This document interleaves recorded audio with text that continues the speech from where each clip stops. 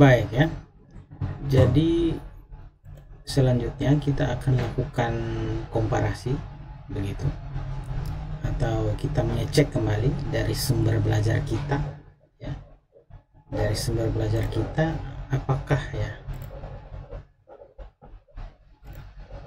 sudah sesuai yang kita harapkan atau yang diharapkan dari referensi yang kita acu ini ya. Mari kita lihat sama-sama.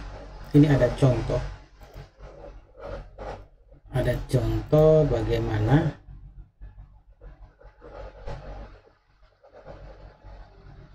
frequent pattern yang disajikan tadi menjadi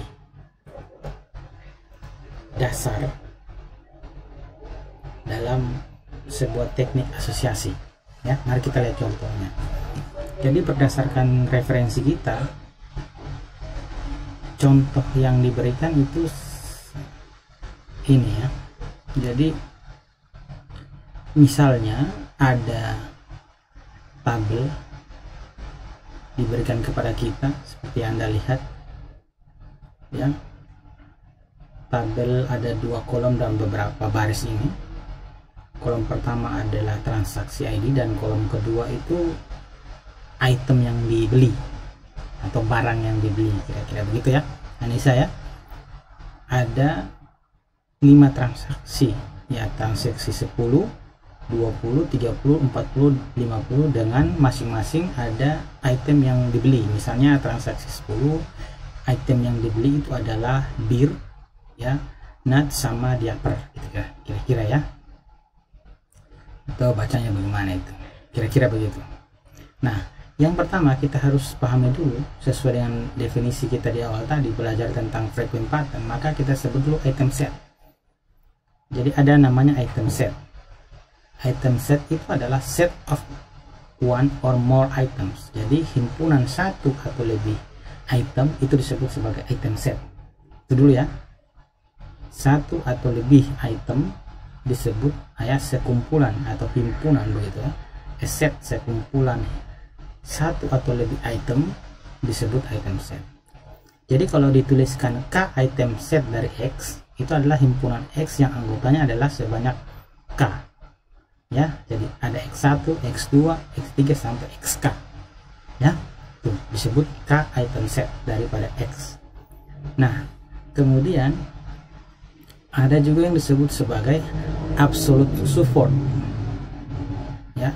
Absolute support atau support count itu adalah frekuensi dari ya kemunculan item X ya, gitu ya.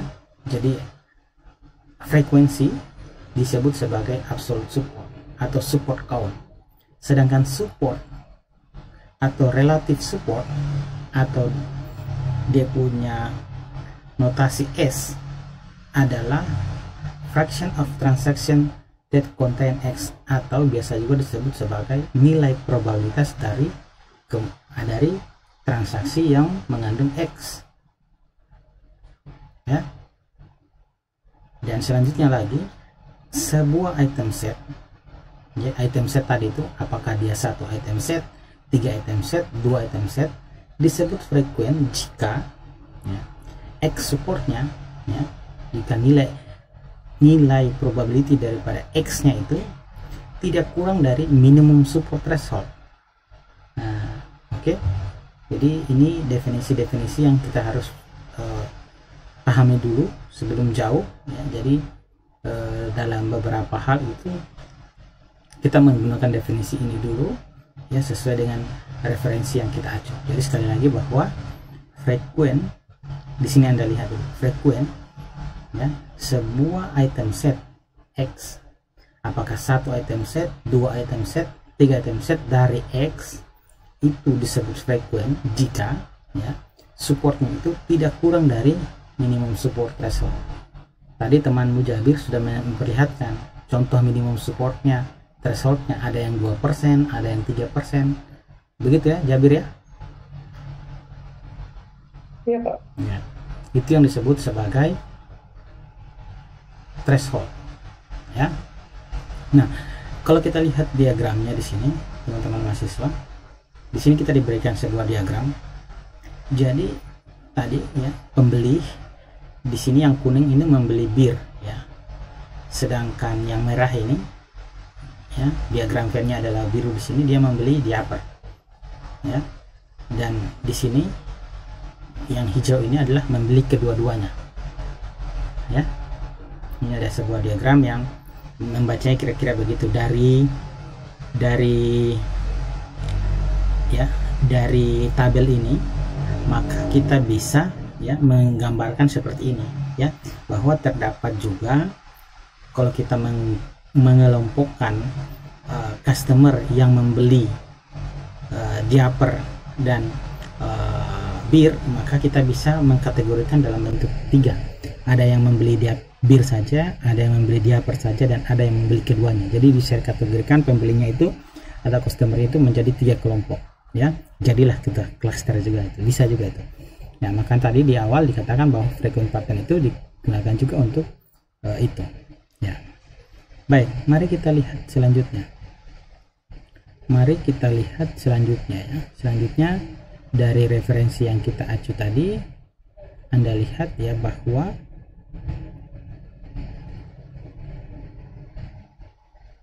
ya di sini jadi tugas association rule atau teknik asosiasi, ya, juga dikenal sebagai association rule, ini adalah untuk ya, mencari semua aturan yang berbentuk X maka Y. Kalau dalam hal ini, kalau kita mulai artikan bahwa aturan yang menyatakan konsumen membeli barang X juga membeli barang Y, ya kan? Dengan apa?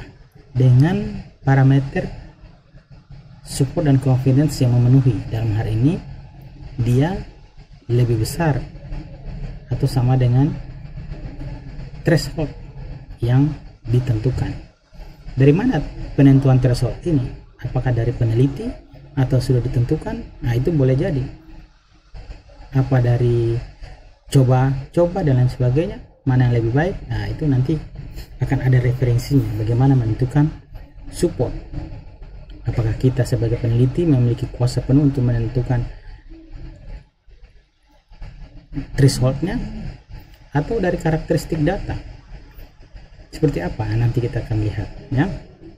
Baik, dari sana kita bisa juga memberikan beberapa, atau Anda harus memahami beberapa hal di sini, terutama support atau disebut sebagai support S, atau dia itu sebenarnya menghitung nilai kemungkinan yang transaksinya mengandung X atau Y, ya, mengandung X, ya, atau Y. Ini kan dibaca atau gabungan X gabung Y.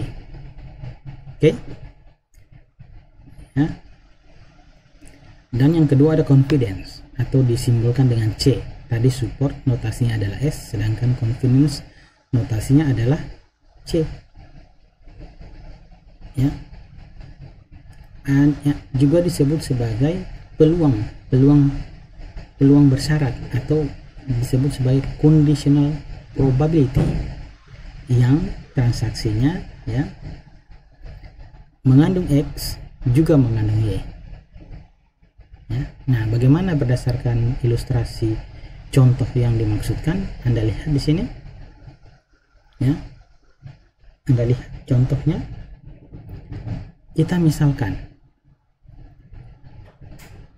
threshold yang kita kasih itu adalah untuk support adalah 50%, sedangkan untuk confidence kita kasih juga 50%. Oke, maka pertanyaannya adalah yang mana, atau rule mana yang kita bisa peroleh berdasarkan transaksi ini? Maka jika kita hitung, kita lihat bahwa frequent pattern, ya, dari bir ada 3, nilai 3 dan seterusnya seperti di layar Anda.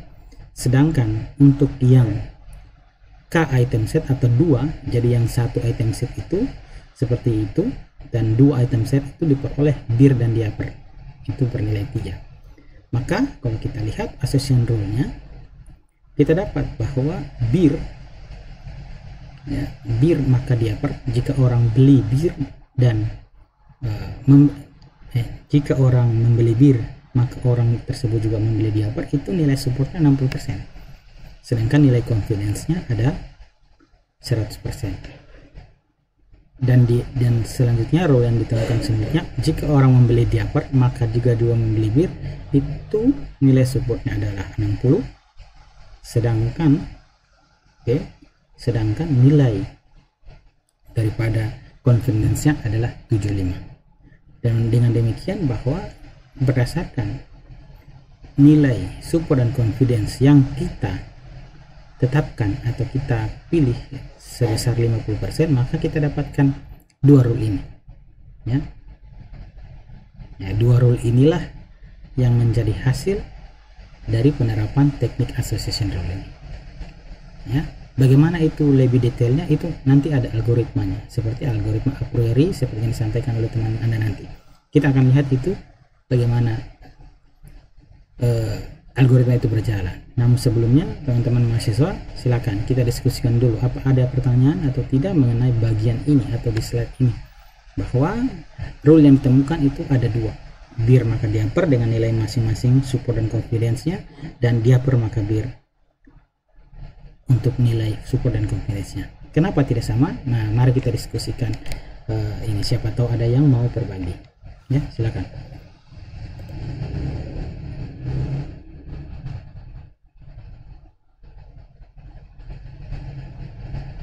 Silakan. Jabir mau mungkin? Ya, paling tidak menunjukkan 60% itu dari mana dan 100% itu dari mana berdasarkan data. Juga ya, 60% untuk rule kedua itu dari mana dan 75% itu dari mana. Silakan.